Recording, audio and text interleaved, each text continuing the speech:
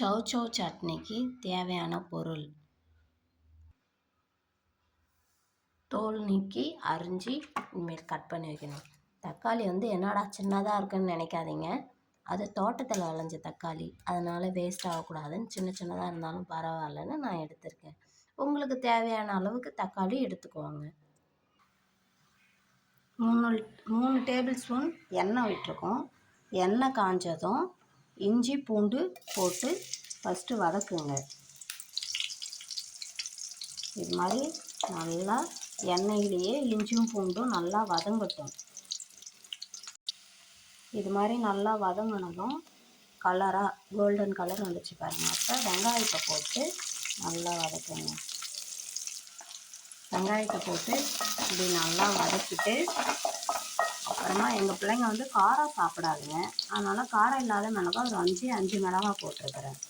இதையும் போட்டு நல்லா வதக்குங்க. இந்த வெங்காயத்தை கூட போட்டால் தான் மிளகா கருகாத இருக்கும்.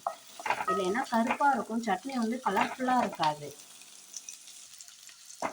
இது வதங்கினதும் தக்காளியை போடுங்க. தக்காளியை போட்டு நல்லா வதக்குங்க. உப்பு போடுங்க. தக்காளி சீக்கிரம் வதங்கிடும். கொஞ்சம் தக்காளி வதங்கும்போது மட்டும் உப்பு போட்டால் சீக்கிரமாக வதங்கிடும் தக்காளி, அதனால் தக்காளி போடுங்க. தக்காளி இது மாதிரி வதங்கினதும் நம்ம சௌசௌ சின்னதாக கட் பண்ணி வச்சுருக்கோம், அதையும் போட்டு நல்லா வதக்குங்க.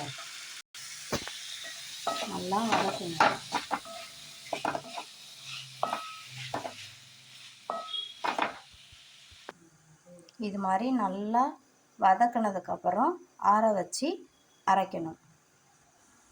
இது மாதிரி மிக்ஸி ஜாரில் கொஞ்சம் குறவரப்பாகவே எடுத்துக்கோங்க. அப்போ தான் சட்னி சாப்பிட டேஸ்ட்டாக இருக்கும். இப்போ தாளிச்சிடலாம்.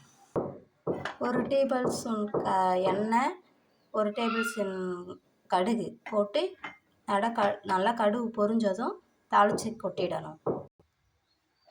கருவேப்பிலை கொத்தமல்லி இருந்ததுன்னா தாளிக்கும் போது நீங்கள் போட்டுக்கோங்க. என்கிட்ட இல்லை, அதனால் நான் போடலை. எப்படி இருந்தாலும் டேஸ்ட்டாக தான் இருக்கும். இன்னும் கருவேப்பிலை கொத்தமல்லி போட்டால் இன்னும் கொஞ்சம் வாசனையாக இருக்கும். அவ்வளோதான் ஃப்ரெண்ட்ஸ்.